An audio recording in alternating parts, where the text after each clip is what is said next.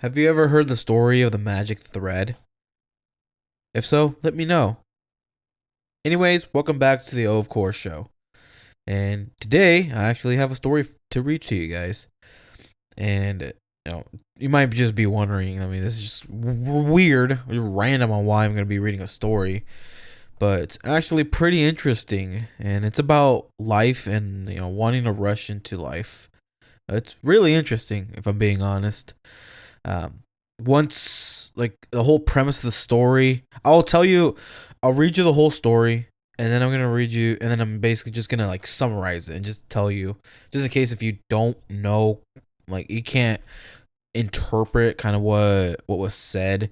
To why I'm gonna also then kind of just say a summary of what the story was about was da da da da da, you know, and so and once you get done listening, um to it's actually pretty similar to the movie Click, with Adam Sandler. If you haven't watched it, go watch it. It's a classic. But if you have, and maybe you know the meaning behind Click, then you will kind of already know the meaning behind the story. But without further ado, let me start the story. The Magic Thread. Once there was a widow who had a son called Peter. He was a strong, able boy, but he did not enjoy going to school, and he was forever daydreaming. "Peter, what are you dreaming about this time?" his teacher would say to him. "I'm thinking about what I'll be when I grow up," Peter said. "Be patient, there's plenty of time for that. Being grown up isn't all fun, his teacher said. But Peter found it hard to enjoy whatever he was doing at the moment, and was always hankering after that next thing. In winter, he longed for it to be summer again, and in summer, he longed for to the skating, sledging, and warm fires of winter. At school, he would long for the day to be over so that he could go home, and on Sunday nights, he would sigh, "If only holidays would come." What he enjoyed most was playing with his friend Lise. She was a good a companion as any boy, and no matter how impatient Peter was, she never took offense. "When I grow up, I shall marry Lise," Peter said to himself. Often he wandered through the forest, dreaming of the future. Sometimes he lay down on the soft forest floor in the warm sun, his hand behind his head and staring up at the sky through the distant treetops. One hot afternoon, as he began to grow sleepy, he heard someone calling his name. He opened his eyes and sat up. Standing before him was an old woman. In her hand, she held a silver ball, from which dangled a silken golden thread. See what I have. God, I can't speak. "See what I have got here, Peter," she said, offering the ball to him. "What is it?" he asked curiously, touching the fine golden thread. "This is your life thread," the old woman replied. "Do not touch it, and time will pass normally.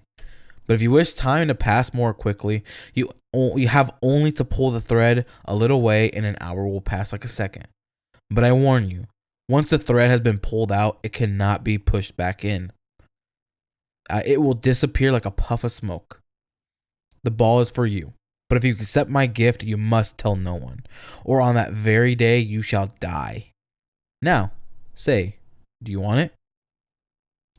Peter seized the gift from her joyfully. It was just what he wanted. He examined the silver ball. It was light and solid, made of a single piece. The only flaw in it was the tiny hole from which the bright thread hung.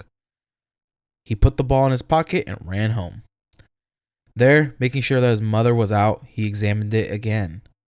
The thread seemed to be creeping very slowly out of the ball, so slowly that it was scarcely noticeable to the naked eye. He longed to give it a quick tug, but dared not to do so. Not yet. The following day at school, Peter sat daydreaming about what he would do with his magic thread. The teacher scolded him for not concentrating on his work. If only, he thought, it was time to go home. Then he felt the silver ball in his pocket. If he pulled out a tiny bit of thread, the day would be over. Very carefully, he took hold of it and tugged. Suddenly, the teacher was telling everyone to pack up their books and to leave the classroom in an orderly fashion. Peter was overjoyed. He ran all the way home. How easy life would be now. All his troubles were over. From that day forth, he began to pull the thread. Just a little, every day. One day, however, it occurred to him that it was stupid to pull the thread just a little each day. If he gave it a harder tug, school would be over altogether. Then he could start learning a trade and marry Lise. So that night he gave the thread a hard tug, and in the morning he awoke to find himself apprenticed to a carpenter in town. He loved his new life, clambering about on roofs and scaffolding, lifting and hammering great beams into place that still smelled of the forest. But sometimes when payday seemed too far off, he gave the thread a little tug, and suddenly the week was drawing to a close, and it was Friday night, and he had money in his pocket. Lise had also come to town and was living with her aunt, who taught her housekeeping. Peter began to grow impatient for the day when they would be married. It was hard to live so near and yet so far from her. He asked her when they could be married. In another year, she said. Then I will have learned how to be a capable wife. Peter fingered the silver ball in his pocket. Well, the time will pass quickly enough, he said knowingly. That night, Peter could not sleep. He tossed and turned restlessly. He took the magic ball from under his pillow. For a moment, he hesitated. Then his impatience got the better of him, and he tugged at the golden thread. In the morning, he awoke to find that the year was over, and that Lise had at last agreed to marry him. Now Peter felt truly happy. But before their wedding could take place, Peter received an official-looking letter. He opened it in trepidation and read that he was expected to report at the army barracks the following week for 2 years military service. He showed the letter to Lise in despair. Well, she said, there is nothing for it. We shall just have to wait. But the time will pass quickly, you'll see. There are so many things to do in preparation for our life together. Peter smiled bravely, knowing that 2 years would seem a lifetime to him. Once Peter had settled into life at the barracks, however, he began to feel that it wasn't so bad after all. He quite enjoyed being with all the other young men, and their duties were not very arduous at first. He remembered He remembered the old woman's warning to use the thread wisely, and for a while refrained from pulling it. But in time, he grew restless again. Army life bored him with its routine duties and harsh discipline. He began pulling the thread to make the week go faster so that it would be Sunday again, or to speed up the time until he was due for leave. And so the 2 years passed almost as if they had been a dream. Back home, Peter determined not to pull the thread again until it was absolutely necessary. After all, this was the best time of his life, as everyone told him. He did not want it to be over too quickly. He did, however, give the thread 1 or 2 very small tugs, just to speed along the day of his marriage. He longed to tell Lise his secret, but he knew that if he did, he would die. On the day of the wedding, everyone, including Peter, was happy. He could hardly wait to show Lise the house he had built for her. At the wedding feast, he glanced over at his mother. He noticed for the first time how gray her hair had grown recently. She seemed to be aging so quickly. Peter felt a pang of guilt that he had pulled the thread so often.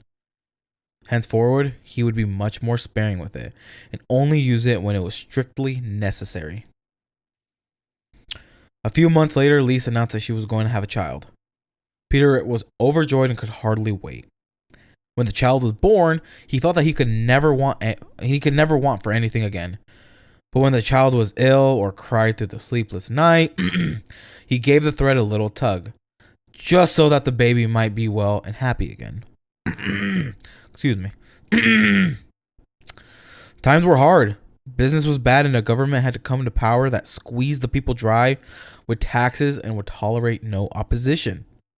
Anyone who became known as a troublemaker was thrown into prison without trial, and rumor was enough to condemn a man. Peter has always been known as one who spoke his mind, and very soon he was arrested and cast into jail. Luckily, he had his magic ball with him, and he tugged very hard at the thread. The prison walls dissolved before him, and his enemies were scattered in the huge explosion that burst forth like thunder. It was the war that had been threatening, but it was over as quickly as a summer storm, leaving behind it an exhausted peace. Peter found himself back home with his family, but now he was a middle-aged man. For a time, things went well, and Peter lived in a relative contentment. One day, he looked at the magic ball and saw to his surprise that the thread had turned from gold to silver. He looked in the mirror. His hair was starting to turn gray, and his face was lined where before there had not been a wrinkle to be seen. He suddenly felt afraid and determined to use the thread even more carefully than before.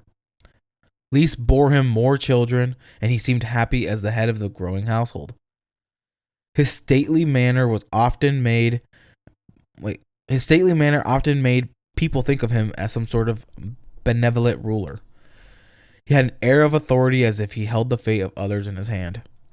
He kept his magic ball in a well-hidden place, safe from the curious eye of his children, knowing that if anyone were to discover it, it would be fatal. As the number of his children grew, so his home became more overcrowded. He would have to extend it, but for that he needed money. He had other worries too. His mother was looking older and more tired every day. It was of no use to pull the magic thread because that would only hasten her approaching death. All too soon, she died. And as Peter stood at her graveside, he wondered how it was that life passed so quickly, even without pulling the magic thread. One night as he lay in bed, kept awake by his worries, he thought how much easier life would be if all of his children were grown and launched upon their careers in life. He gave the thread a mighty tug, and the following day he awoke to find that his children had all left home for jobs in different parts of the country, and that he and his wife were alone. His hair was almost white now, and often his back and limbs ached as he climbed the ladder or lifted a heavy beam into place. Lys too was getting old, and she was often ill.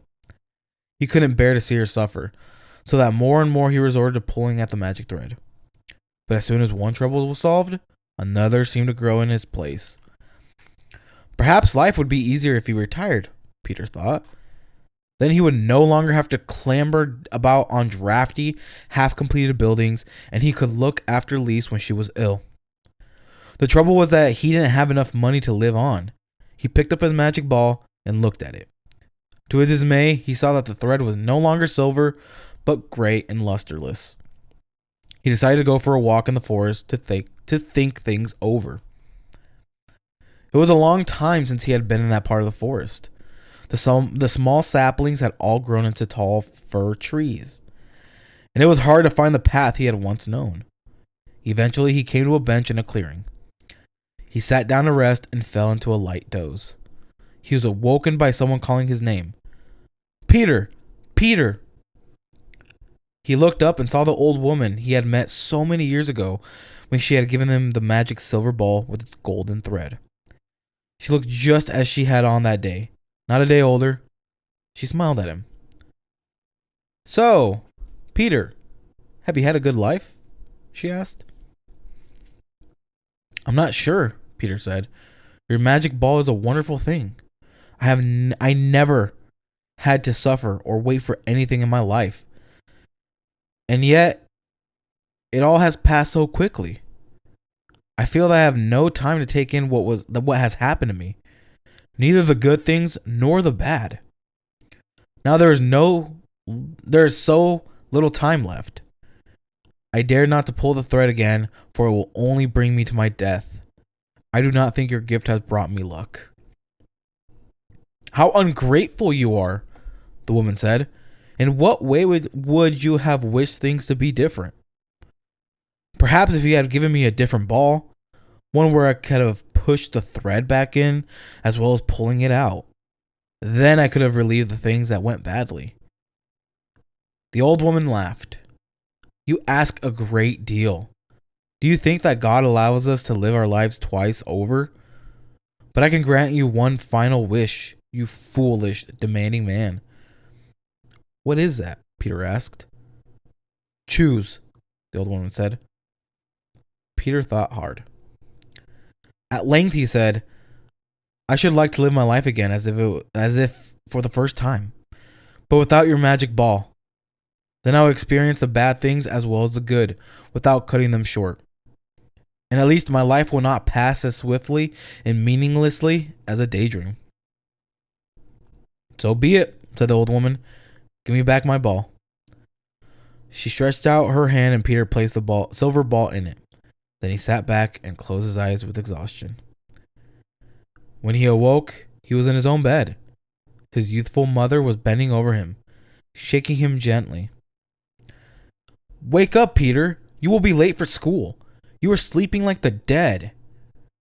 He looked up at her in surprise and relief. I've had a terrible dream, Mother. I dreamed that I was old and sick and that my life had passed like the blinking of an eye with nothing to show for it. Not even any memories. His mother laughed and shook her head. That will never happen, she said. Memories are the one thing we all have, even when we are old. Now hurry and get dressed. Lise is waiting for you and you will be late for school. As Peter walked to school with Lise, he noticed what a bright summer morning it was. The kind of morning when it felt good to be alive. Soon he would see his friends and classmates, and even the prospect of lessons didn't seem so bad. In fact, he could hardly wait. Anonymous. So, like I said, after reading this, the summary of it is too often people want what they want or what they think they want, which is usually quote unquote happiness in one form or another right now. The irony of their impatience is that only by learning to wait and by a and by a willingness to accept the bad with the good, do we casually attain those things that are truly worthwhile. He that can have patience can have what he will, Benjamin Franklin told us. And this French tale bears him out. I hope you guys enjoyed that story like I did. This is Marco with the O of Course show. And I'll see you guys in the next one. Bye for now.